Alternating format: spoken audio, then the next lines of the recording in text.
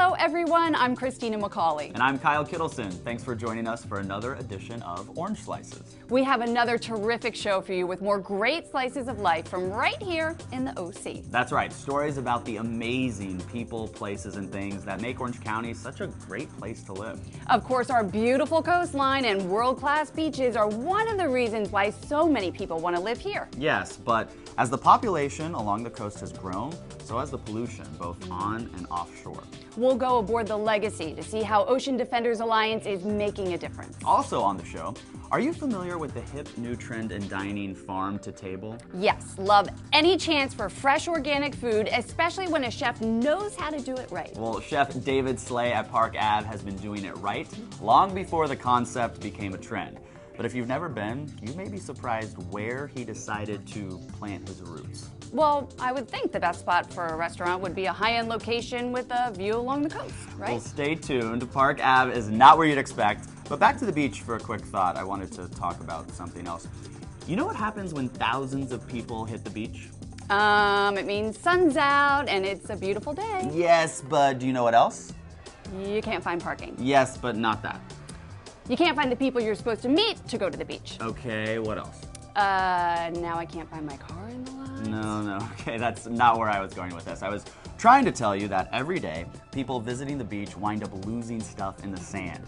And unfortunately, sometimes people end up losing really important stuff, like car keys, even wedding rings, or maybe a lucky nickel they picked up off the sidewalk just before stepping into the crosswalk and almost getting hit by a car because the driver was totally not paying attention.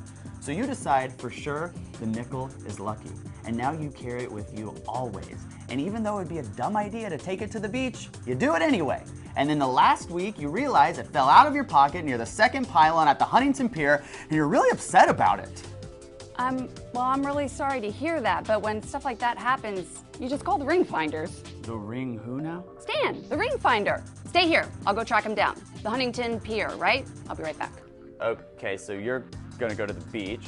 Okay, well, let me know how that goes, and I'll just stay here and host the show without you. Or my lucky nickel. Let's see what Christina finds out about ring finders.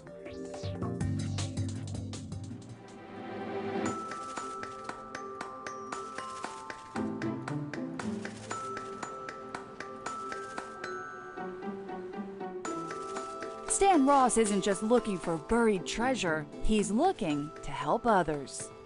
Over the years, I've found rings and things that don't hardly mean anything to me. Finding wedding rings and cherished sentimental items for people, it just, you'd have to be there just to see the reaction. Stan's online scrapbook is filled with stories. Matt's proposal to Tiffany went horribly wrong when he hid her engagement ring under a shell on the beach. It was swept away by the tide.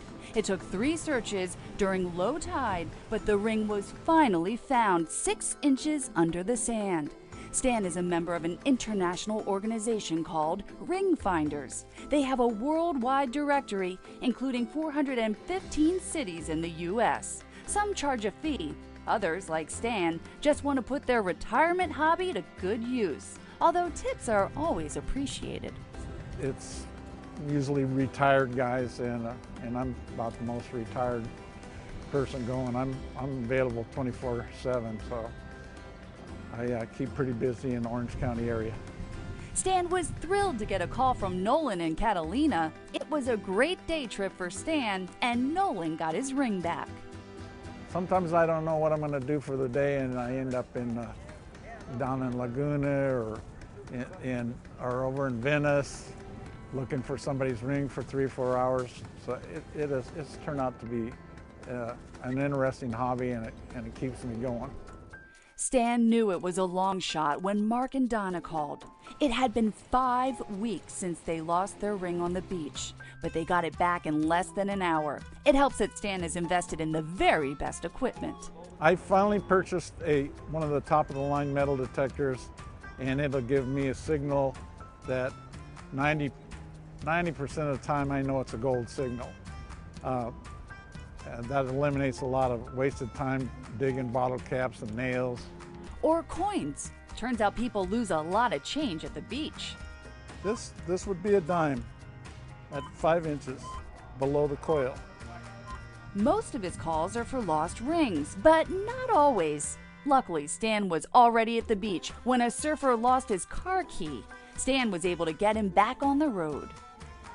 I would say 75% of my calls are beaches, but I've been in parks. I go to people's homes, do their yards. Lauren's family heirloom diamond cross was lost in a football game. She had worn it every day since her grandmother passed away. Thanks to Stan, she has it back. Bob's wife Erin won't ever leave her ring in the cup holder of a beach chair again. She forgot it was there when she packed up her chair, but Stan found it by tracing 100 yards of trail she had walked. Stan often hears from people who want to buy or rent a metal detector, but it takes a lot of time to learn the intricate tones and signals. It's a quarter, 5 inches, 6 inches. You can't pick up a metal detector and go out for the first time. It's like driving a car when you've never driven one before. Julie's engagement ring went missing at the Huntington Beach Pier. John didn't know about ring finders, so instead, he bought a detector. Well, we bought one. I didn't know what else to do, so I figured I'd give it a shot. But I don't know how to use it. I don't know if it's even good. I don't know if I'm looking in the right spot. I just kind of stand it. She was crying. We just had to try and I'm walking around the beach with a metal detector. So, but then it got dark and cold, so we kind of gave up. Julie's ring, they bought a metal detector. They tried for 2 days with it. I went over the same area. I posted my story on the HB Community Forum website on Facebook, and it was really just people's suggestions. I had no idea the ring finders existed, and when people just said that there were people that do that, I researched it, and he said, we'll try anything. Because I said, should I call him? I mean, what else are we going to do? He said, go for it. And we happened to remember some landmarks that we were sitting by, so we kind of gave him a general area where it was. He's like, no problem. He said he went over it at least 10 times, and I found the ring and he missed it. Honestly, I was pretty optimistic. I wasn't just because I was reading his blogs and his prior stories, so I thought, if this is our time, if this is supposed to happen, he's gonna find it. You know, I thought no chance. I just kind of letting things happen. I was just thinking about, okay, how am I gonna buy another ring? What am I doing? And then it didn't take him but 2 minutes. And he just looked at me, shook his thing out, gave me a thumbs up, and I was like, no way. There it is. Jackpot. Stan's advice? If you're headed to the beach, leave your keepsakes at home. But if you do happen to lose something you love, he'll be happy to come out and do his best for a happy reunion. Check out the Ring Finders website at theringfinders.com. Love hearing those stories. Thanks, Christina. No word on my nickel, though. Oh well, right now, Christina is jumping over to the city of Stanton, where she's found a hidden garden oasis. So now let's head over to Park Ave. Dining at its very finest. But we're not in Laguna or Newport. This is Park Ave in the city of Stanton.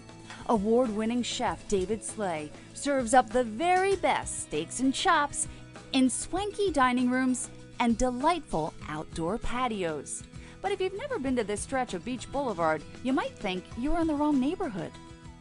You have no idea the challenge, especially being on pretty much a freeway, Highway 39. The traffic, the cars, the speed, guests getting in, guests getting out, the element that surrounds the neighborhood. But also that's what has made it special. When we have people driving up from Newport Beach and they're driving down Beach Boulevard with a couple that has never been here, they're saying, where in the heck are you taking me? The land was once a dairy farm and restaurant. Chef decided to keep the original Jetson architecture, named for the popular cartoon from the same time period. That Jetson look, of which a lot of it was the original. All the stonework outside was original. We brought in the mirrors with all the gold veins that we had done by a specialty mirror maker that did a lot of the Las Vegas hotels, which is a lost art. So all those little touches and nuances we brought in kind of fit in with that timepiece. David is a third-generation restaurateur from St. Louis. His father was a chef, as was his grandmother. My family owned restaurants going back to 1911 in St. Louis. I had a restaurant in Beverly Hills for 10 years called La Veranda. Was critically acclaimed there. When we opened here, like I said, 12 years ago, it brought a lot of that training and knowledge of owning and operating and a sense of what Californians like to eat to Park Ave. The advantage of this offbeat location is the size of the property. 5 acres provides room for a sprawling courtyard, perfect for weddings and special events. But the best feature is this magnificent garden. Much of the menu is grown right here. Chef has been practicing farm to table long before it was popular. Everything is grown organically with natural pest control. We don't have a big rodent or raccoon or possum problem. We have very, very little trouble. However, we do have a raccoon that loves our radicchio. Whenever we plant radicchio, that's the only thing he will eat, and he'll leave everything else alone, so that's nice to know. But also what he's doing is eating the grubs too, so it's a natural process of how the garden evolves into being planted, being nurtured naturally. There is something special of going out to clip lettuce for the day or bringing carrots for tonight's special or having the beets come right out of the ground onto a plate. So it is a different dining experience when you have all that tied into it. And the setting of it is special. It's a Disneyland for adults, for foodies. Grab a cocktail, walk around the garden, have a glass of wine or a glass of champagne. The garden has a designated staff, but everyone at Park Ave takes ownership. It's our garden. Everybody that works here, I mean, everyone has such a big role in, besides planting it and nurturing it, but showing it off as well. And the servers, they could have a full station on a Saturday night or New Year's Eve or Valentine's, and they have a guest that wants a tour. They book it out here to tour, so they're proud of what they have. It's a wonderful feeling to bring something to fruit and know that it's going to go in to the restaurant and that it looks beautiful and it is, you know, right out of the ground, cleaned and then into the kitchen to be cleaned again and used in any fashion. Fran is one of 4 master gardeners on staff. I was a bookkeeper for decades. It was a job I did to make a living. It was not my bliss. And I always gardened. Wherever I had a home, I gardened. And so it's in my DNA. And before she found out about this dream job, she was a customer. It's a fabulous restaurant, and I ate here, and I ate here before I ever worked here. And always I would make sure to come out to the garden, and so I knew about the place when I got asked to, and when I met Chef, I had already been here, so I knew what a beautiful garden it was, and I felt really honored to be involved with it, and I feel that every day I come. Everything in the garden winds up on the menu, from main dishes to herbs and garnish. Some satsuma leaves, some rosemary, beautiful florals, edible nasturtiums. Yes, even most of the flowers are edible. And anything that doesn't come from the garden is made right here on site. Everything is made from scratch. All of our mayonnaise, ketchup, barbecue sauce, all of our dressings. We have about 20 different sauces, stocks, dressings that are made from scratch. Sandwich rolls, all of our breads are baked. Fresh made pasta. Making some romaki. The restaurant that I had in St. Louis was pretty contemporary American, Cal Italian as well. So it was, you know, something that I've always cooked. I've always cooked fresh. I've always cooked natural. We had a small garden plot in St. Louis at our property. So it was something I was familiar with way before farm to table became what it is today. Recently, Chef decided to add a whole new restaurant to the property. Just off the garden, Il Garage now features fine Italian cuisine. The menu here changes daily, based solely on the fresh picks of the day, from the table's centerpiece to dessert. This was once an actual garage for farm equipment and tractors, back when the land was a dairy farm. I had an office out here, and I would sit here, and one night I said, you know what, this should be a restaurant. So we said, talked about it, and we said, let's try it for 3 months and see if it works, and here it is 6 years later. Park Ave has enjoyed a total of 12 years of consecutive growth, and Chef has made it a priority to give back to the Stanton community. He takes great pride in the fact that he's turned this modest little city into an ultimate dining destination. We have been kind of a savior over here in Stanton. When the city managers and council are telling me they're at a meeting in Newport Beach or Laguna or Costa Mesa, and that's all they talk about is Park Ave or Il Garage, that makes them proud. It makes us proud. It's really important that we do that, and it's something that isn't new to me. I've always been involved in community. I've always been involved in giving back and making sure that the restaurant is a proud member of the community, and we couldn't be prouder here.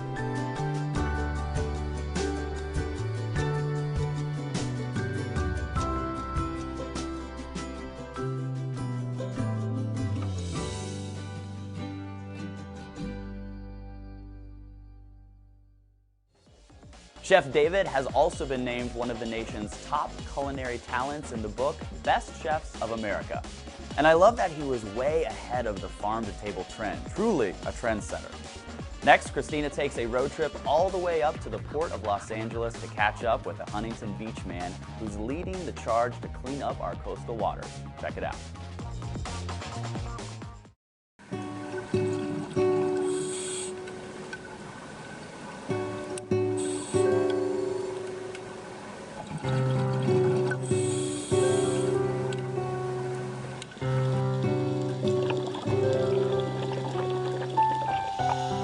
The more I look into the state of the oceans, the worse I feel. Huntington Beach resident Kurt Lieber is on a mission. 90% of the large fish are gone. That's your sharks, your tuna.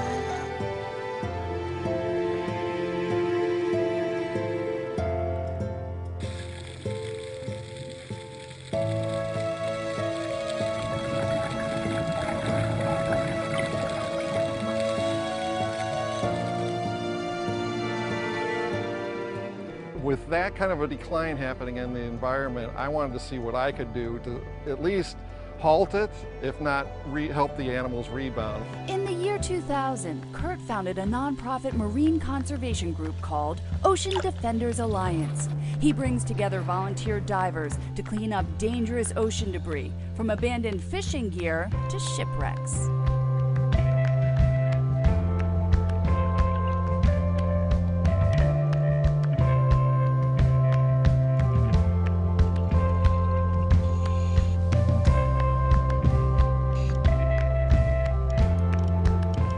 Started when Kurt first moved to Huntington in the early 80s. As a diver, he was witnessing dramatic changes in the undersea landscape. As soon as I got here, an El Nino came in and wiped out most of the kelp. 90% of the kelp died, and it wasn't coming back. So in 1982 that happened, and I wanted to find out why it wasn't coming back. Over 1,000 species called the kelp forest home. But this small sea animal, the sea urchin, has a voracious appetite and can wipe out entire habitats. Not long ago, this familiar creature kept the urchins in check, but not anymore. Otters used to be here and they used to eat the urchins, but without them here, there's no predator left. So the urchins are just wiping out the kelp forest, and it's so bad there's big areas where they're just called urchin barrens. Another of the sea urchin's main predators is the lobster, but their numbers have also declined as more and more wind up on the dinner table.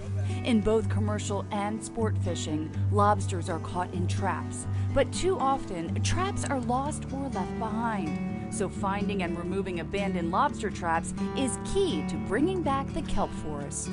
So I'm not only getting rid of the traps and not allowing these animals to die in there, they're out there eating the urchins, and without those traps in the water as well, it prevents whale entanglements and dolphin entanglements.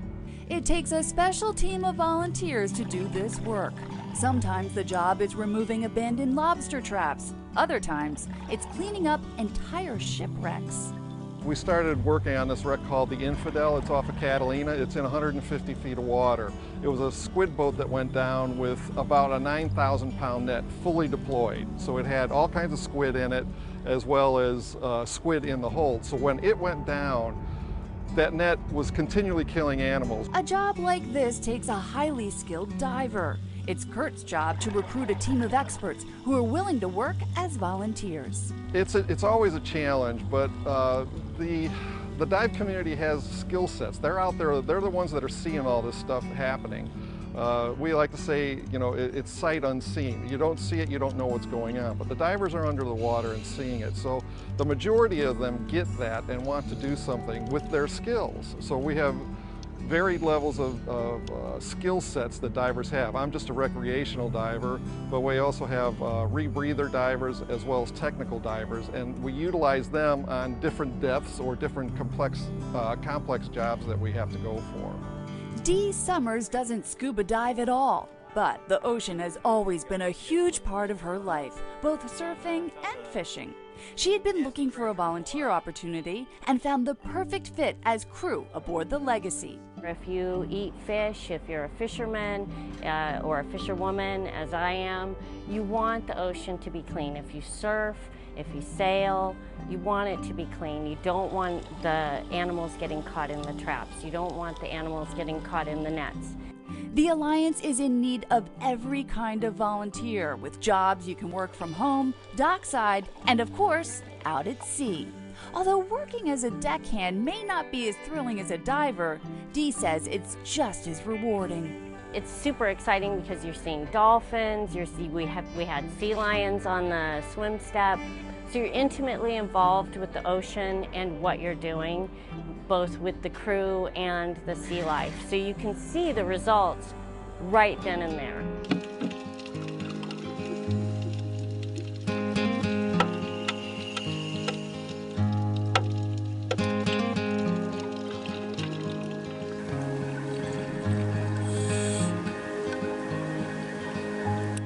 Kurt's main focus is keeping our oceans safe by removing deadly man-made debris. But the Alliance is also committed to reaching out to the public to spread the word about ocean conservation. Education is a big part of what I do. I go around to a lot of schools and talk to kids, dive clubs about what's going on in their local waters.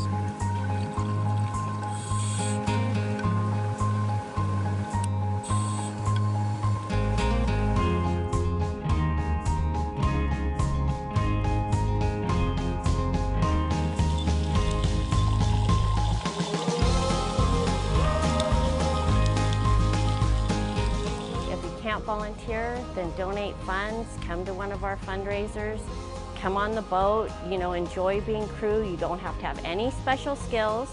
You probably don't want to get seasick, but other than that, you don't need any special skills. They just need someone to help. Learn more about Ocean Defenders Alliance at oceandefenders.org.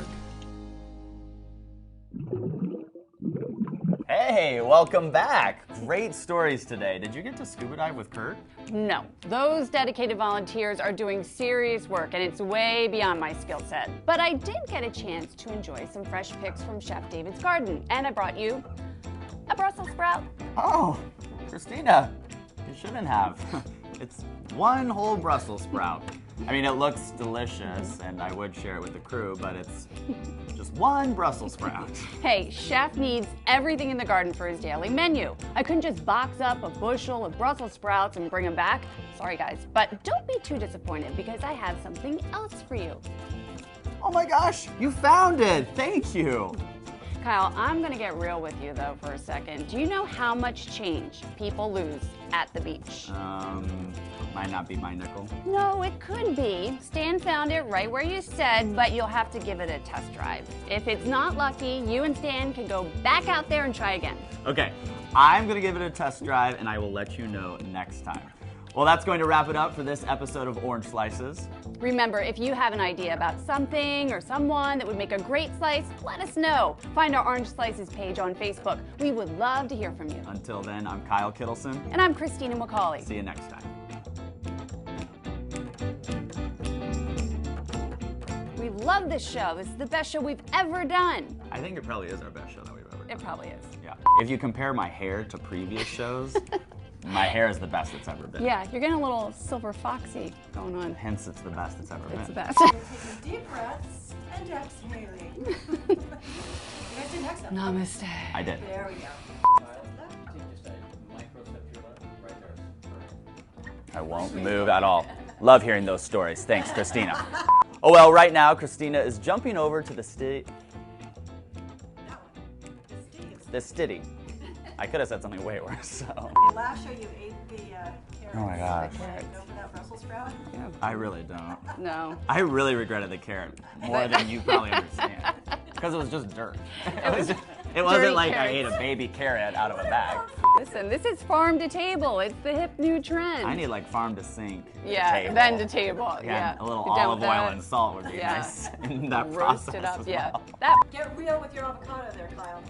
There. It's not ripe though. That's why you didn't pick it. Because we could actually eat that.